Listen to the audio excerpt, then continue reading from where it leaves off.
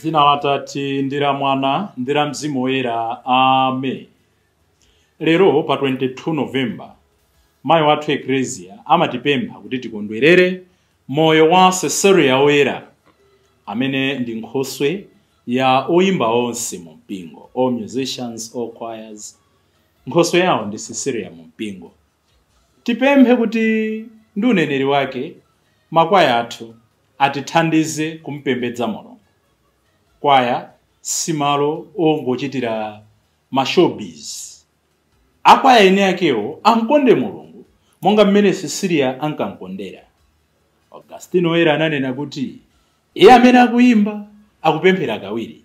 Atithandize tonsefe kuti nkudzera nkuyimba, komanso nyimbo zimene timamva zizitithandiza kutembenuka, kunkonda Ambuye, kuntumikira kuti tidzakhale naye. Mawu athu oyamba akuchokera m'buku la Amakabeyo mutu wa 6 ndi 1 kulekeza 13. Tikuva za mfumu Antiochus imene tsopano ikumwalira. Akunena kuti ali pa bedi lake tsopano mdziko la chilendo akuthatha ndi imfa. Koma tsopano ndikukumbukira zoyipa zonse zimene ndidazichita ku Yerusalemu. Ine ndili ndi nkhawa. Munthu akufa uyu ali ndi nkhawa. Akutipatsa maphunziro amphamvu pa moyo wathu.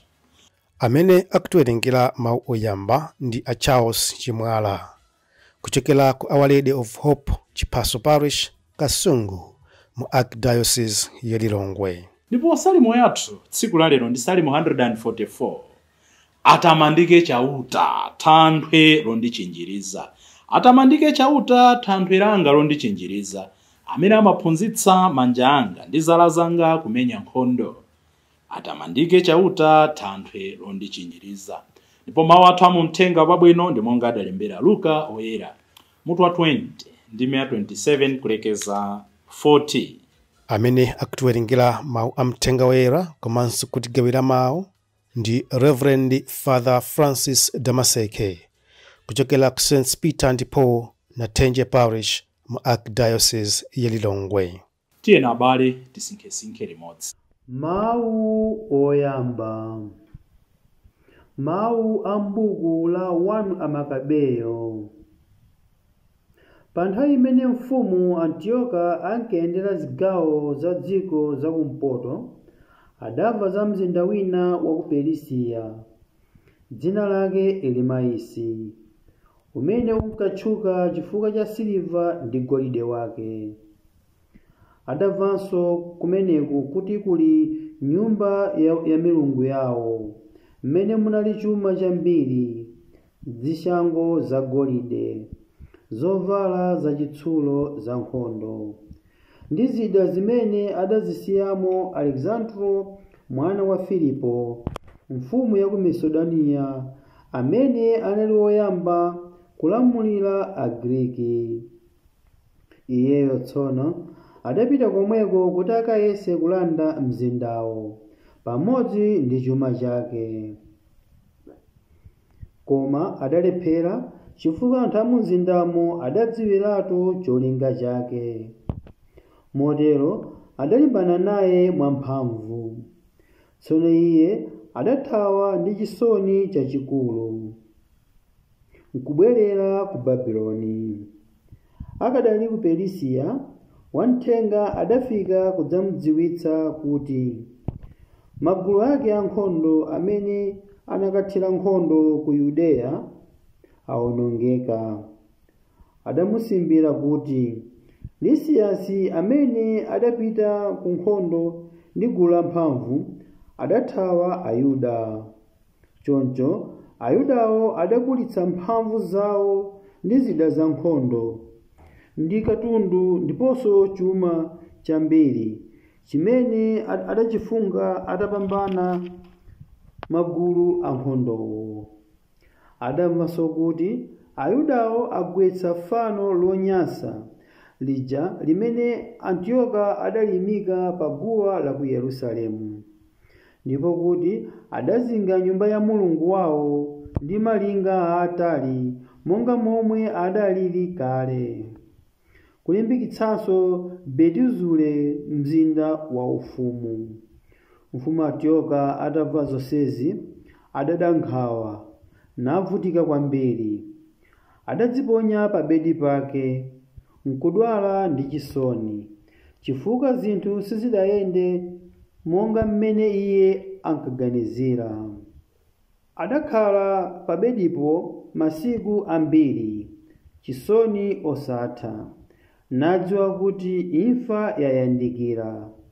Tsono adayitana abwenzi ake nawawuza kuti, ine tulo ndiye tatha m'masomo, ndipo mu mtima mwanga mwadzaza nkhawa. Ndakhala ndikuganiza kuti kodi chisoni chotere chandidzera bwanji? Kodi ndidagwa bwanji m'mavuto otere? Chonsechotu ndinali munthu wachifundo ndipo anthu ankandikonda mu ulamuliro wanga. Koma tsopano ndikukumbukira zoyipa zonse zimene ndidazichita ku Yerusalemu, potenga ziwiya zonse za siliva ndi golide za kumeneko. Ndipo ndidatumiza ankhondo kukawononga anthu a ku Yudeya popanda chifukwa. Ndikudziwa kuti masautsowa andigwera chifukwa cha zimenezi, ndipo tsopano ndikufera ku chilendo kuno ndi chisoni chachikulu. Mawu a Ambuye. Tithokoze Mulungu. Ambuye akhale nanu. Mawu a Uthenga Wabwino monga adalembera Luka oyera. Ulemu kwa inu Ambuye. Mutu wa 20 ndime 27 kulekeza 40. Pa nthawi imeneyo Asaduki ena anadza kwa Yesu, paja iwo amati akufa sadzauka. Adamfunsa Yesu kuti, aphunzitsi, Mose adatilembera lamulo lakuti ngati munthu amwalira nasiya mkazi wake wopanda ana, m'bale wake wa omwalirayo alowe chokolo kuti amberekere m'bale wake uja. Tsono padali anthu asanu ndi awiri pa chibale pawo. Oyamba adakwatira mkazi, koma adamwalira osamsira mwana, chimodzimodzi wachiwiri, ndipo wachitatu nayenso adalowa chokolo. Onse aja asanu ndi awiri adachita chimodzimodzi, koma onse adamwalira osamsira mkaziyo ana.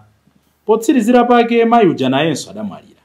Nanga tsono pa tsiku lodzauka kwa akufa, mwini mkaziyo adzakhala uti popeza kuti abale asanu ndi awiri aja adamkwatirapo.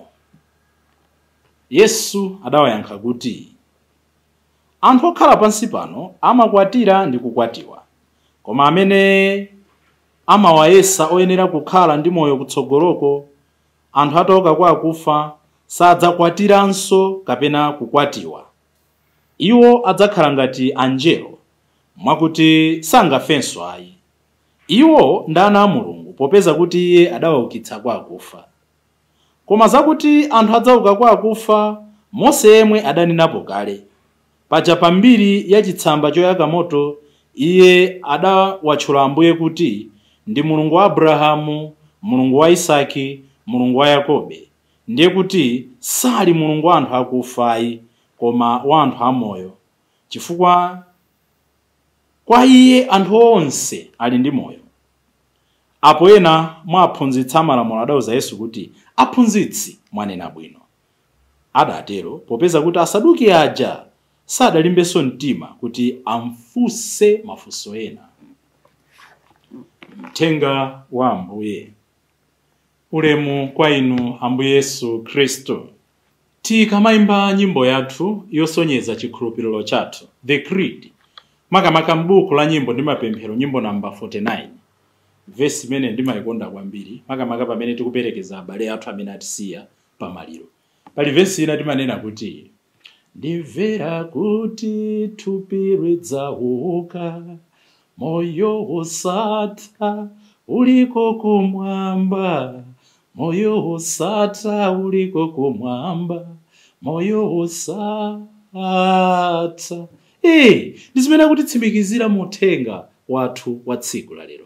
uliko moyo osatha. Kuka kwa kufa it's a reality. Timafa pasi pano koma kwa Ambuye ndifa moyo. N'chifukwa chake mwezi uno wa Novemba lero tionani ndi pa 22 tikupitiriza kumapempherera abale athu amene adatisiya kuti pa tsikulo tikakamuona Mulungu monga mmene alili tikakhale nawo limodzi, tizipemphererana nawonso tikukhulupirira kuti kumene aliko akutipempherera. Inu ine ife tikamakhala moyo uno tizikumbukira kuti tsiku lina tidzaweruzidwa ndipo tikachita bwino tikalandira moyo osatha. Ndimafuna kuti tsiku la lero pamene tikulemekeza Sisera woyera tikhazikike kwambiri ku mawu oyamba chifukwa kuli maphunziro athu asanu amene ndiwo anene mwachangu. Tikumva za imfa ya Antiochus amene sabata yonse itakhala ukamba za iye wazunza Khristu, anamchititsa kuti matata ayase abwere ndi mkwiyo uja, wachita zoyipa zambiri m'moyo mwake. Nde akuti tsiku lina anachoka kwawo ku Babeloni, uwo ulendo kufuna kukasokoneza Ayuda, kukawalanda ziwiya zija zimene Alexander adakazibwezera nyumba yachauta zija. Nde akuti iye anapita konko ndicho linga kuti akatsire nkhondo komanso atenge ziwiya zimenezo. Tsoka ilo akuti zinthu zinavuta. Nde ali mdziko la chilendo ku Persia wadwala kwambiri, akuona kuti akumwalira. Nde wasonkhanitsa akuluakulu ake akuwauza kuti ine ndili ndi nkhawa, ndidachita zoyipa ine, akusowa mtendere.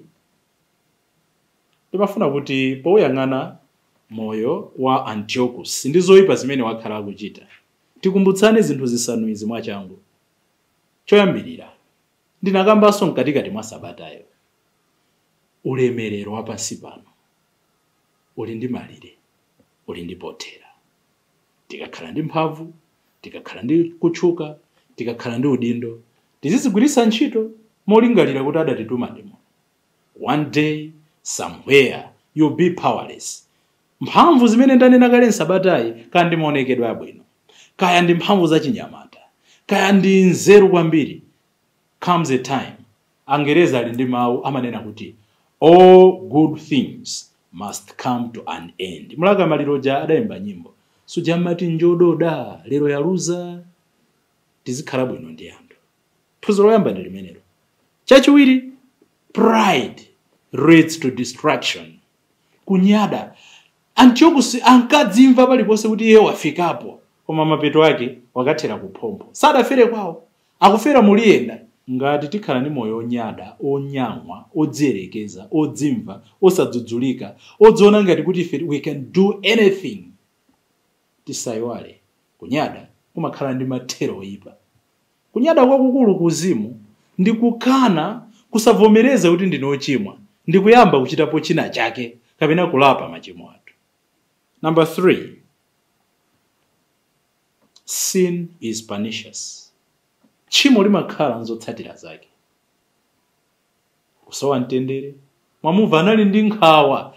Madoctors amuzungulira, ali kwabwino koma alibe ndi nkhawa. Chifukwa cha zimene adachita zoyipa.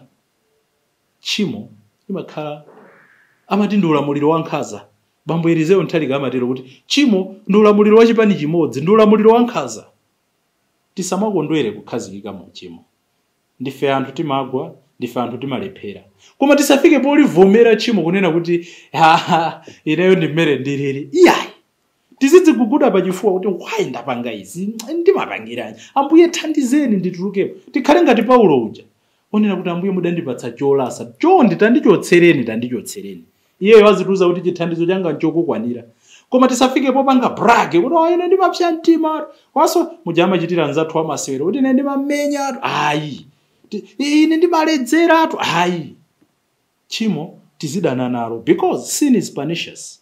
Chachinayi, Antiochus imfa yake ikutiphunzitsa kuti pangatalike bwanji, pangafupike bwanji, God's justice will catch us. Chilungamo cha chauta tingone ngati chachedwa motani, imakwana nthawi yoti chauta ateteze, alipsire ana ake amene akhala kuzunzika. Tisone ngati kuti chifukwa chonena kuti tili pa mtambasale mutha kupondereza chilungamo, maumboni zotere zaka 10, 20, 30 ngati sinu zidzukulu zanu, ana anu, mbado wanu udzazunzika. God's justice eventually imabwera. Ndi pazonsezi take home message ndi chani kuchokera ku imfa ya Antiochus.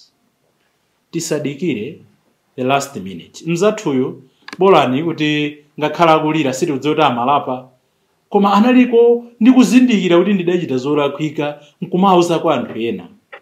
Koma mwina ino ndine sitidzakhala ndi nthawi yoti tidzayang'ane mbuyo ya moyo wathu kunena kuti ndachita zinthu ine. Ambuye khululukireni, akazi anga khululukireni, amuna anga khululukireni, mpingo anga khululukireni, dziko langa khululukireni, abwenzi anga khululukireni. Let us not wait for that hour, because the hour is now, the hour is today.